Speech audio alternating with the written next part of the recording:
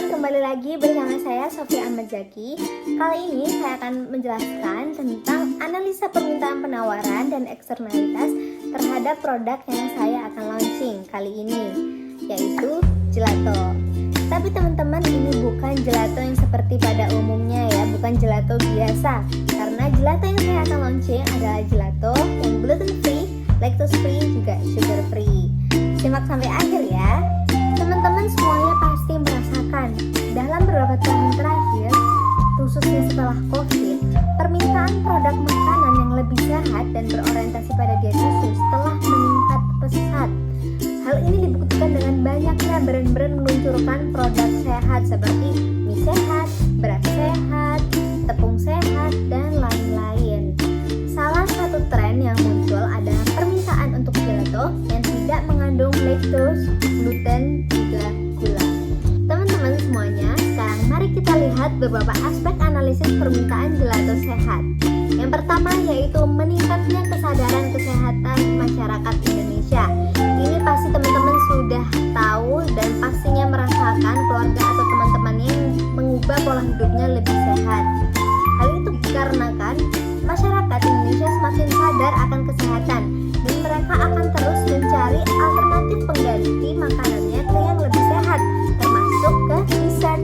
Yang kedua adalah maraknya lactose intolerance. Berdasarkan jurnal ini, sekitar 70% anak dan remaja di seluruh dunia mengalami lactose intolerance yang menjadi salah satu penyebab diare di Indonesia.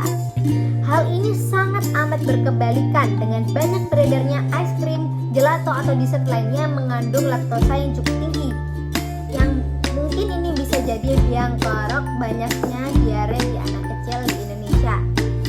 Sehingga dengan adanya produk ini pasti akan memenuhi keinginan para pengidap lactose intolerance, baik maupun itu anak kecil atau dewasa, tetap bisa menikmati es krim tanpa menimbulkan gejala apapun. Yang ketiga, selain lactose intolerance, Indonesia juga menduduki posisi kelima dengan jumlah diabetes sebanyak 19,47% atau 10,6% dari total penduduk Indonesia. Berdasarkan data riset kesehatan dasar, hal ini disebabkan oleh meningkatnya konsumsi makanan manis dan minuman manis di Indonesia.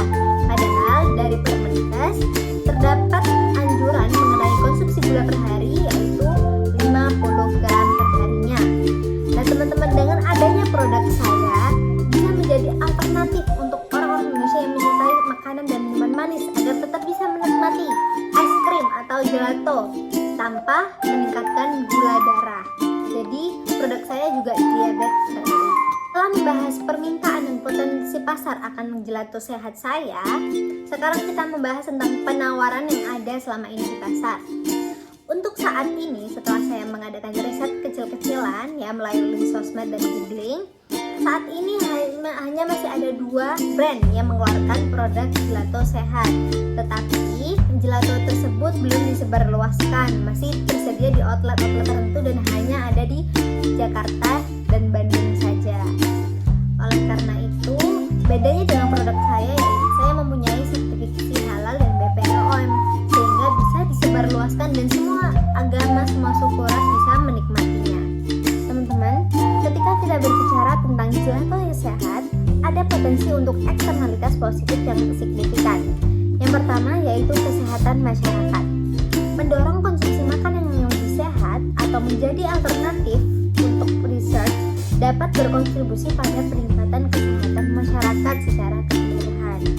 Lalu, yang kedua yaitu pemahaman tentang diet.